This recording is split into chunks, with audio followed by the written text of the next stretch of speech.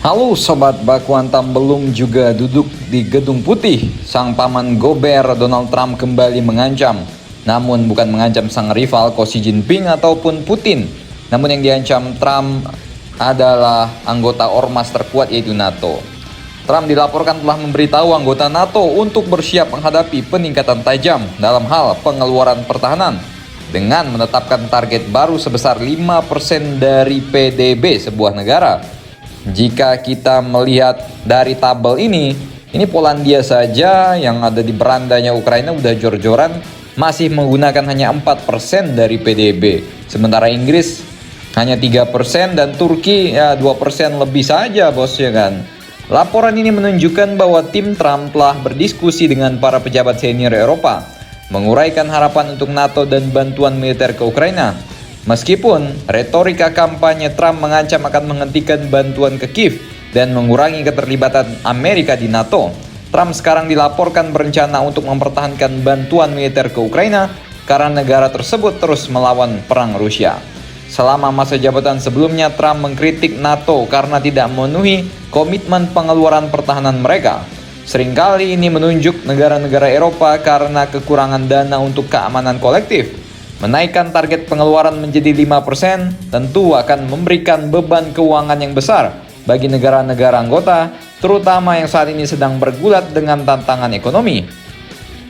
Perubahan yang tampak dari Trump dalam hal bantuan militer ke Ukraina patut dicatat mengingat janji kampanyenya untuk memaksa Kiev ke dalam meja perundingan damai dan mengurangi komitmen Amerika untuk Presiden Zelensky. Menurut beberapa sumber yang diberi pengarahan tentang pembicaraan ini, para pembantu Trump telah meyakinkan para pejabat Eropa bahwa Washington akan mempertahankan pasukan militer ke Ukraina setelah pelantikan Trump. Sementara tuntutan Trump juga harus dipenuhi, yaitu target belanja militer sebesar 5% yang menggarisbawahi fokusnya untuk pembagian beban dalam NATO serta dampak potensial pada aliansi di negara-negara Atlantik tersebut. Banyak anggota NATO yang bahkan belum memenuhi patokan 2% anggaran pertahanan sehingga menimbulkan pertanyaan tentang kelayakan peningkatan tersebut. Trump sepertinya akan deal-dealan dengan angka 3,5% dan ia juga berencana untuk secara eksplisit menghubungkan pengeluaran pertahanan yang lebih tinggi dengan tawaran persyaratan perdagangan yang lebih menguntungkan dengan Amerika. Wah, ini kalau Turki sih nggak perlu disuruh-suruh, kayaknya kalau buat beli F-35 pasti jor-joran ya kan. Sekutu NATO sudah berdiskusi tentang peningkatan target menjadi 3% pada pertemuan para pemimpin di bulan Juni. Tetapi banyak negara yang khawatir tentang keputusan fiskal yang sulit yang diperlukan untuk melakukannya.